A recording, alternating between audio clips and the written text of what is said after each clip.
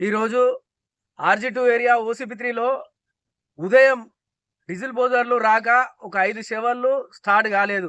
ఇప్పుడు first half మొత్తం start కాలే. సెకండ్ హాఫ్‌కు డీజిల్ పోయాల్సిన పరిస్థితి వచ్చింది. అది ఎందుకు జరిగిందని చెప్పేసి సిఐటియుగా మేము ఇక్కడ ఏం జరిగిందని చూద్దామని వచ్చినాము. వస్తే డీజిల్ బోజర్ల పరిస్థితి ఏమాత్రం బాగాలేదు. డీజిల్ బోజర్లు ఒక బండికేమో గేర్లు పడతలేవు. దీనికి దీని నంబర్ ఎంత? 4 నంబర్‌కి గేర్ పడతలేదు. 7 నంబర్‌కేమో బ్రేక్ వస్తలేదు. ఒకదానికేమో ఓవర్ హీట్ అయితా ఉన్నది. ఒకదానికేమో డీజిల్ లీకేజ్ ఉన్నది.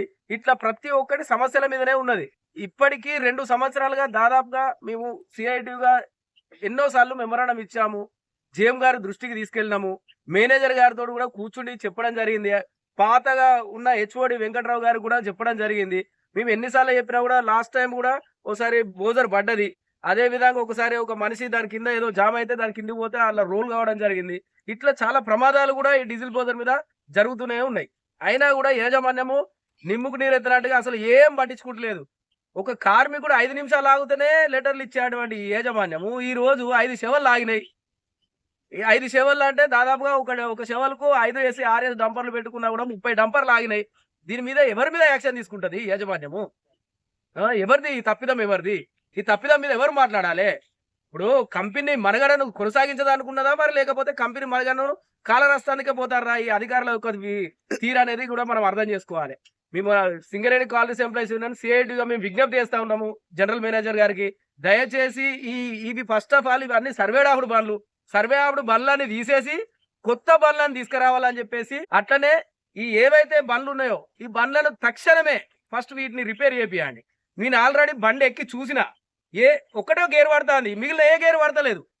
ఇంకో రెండో గేర్ వాడడం కోసం అని చెప్పేసి క్లచ్ 4-5 సార్లు దొక్కి దాన్ని తీసుకొని రెండో గేర్ చేసుకోవాల్సిన పరిస్థితి.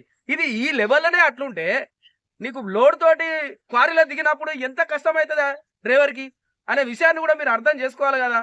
మీ హెచ్ఓడీలకు చెప్పినా కూడా, ఎన్నిసార్లు మెకానిక్లకు చెప్పినా కూడా అది అట్లనే నడుస్తూ ఉన్నది. అంటే మనకు మనం అడ్జస్ట్ అయి నడుపుతా ఉన్నాం. అంటే కార్మికుడి యొక్క పరిస్థితి ఎట్లుందనంటే, సింగరేణిని కాపాడుకోవడం కోసం ప్రతి కార్మికుడు 100% తనదైన శైలిలో అరే ఇది చేయకపోయినా పర్లేదు, నేను డ్యూటీకి వచ్చినా నేను నడపాలి, కంపెనీ కాపాడాలనే ఉద్దేశంతో వీళ్ళు డీజిల్ పోస్తేనే డంపర్లు నడుస్తూ ఉన్నాయి, షవర్లు నడుస్తూ ఉన్నాయి, డోజర్లు నడుస్తూ ఉన్నాయి.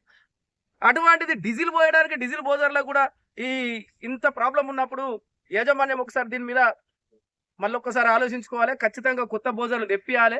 కొత్త బోజర్లు తెప్పియకుండా మాత్రం ఓసీ3 అయితే నడిచే పరిస్థితి అయితే కనబడతలేదు.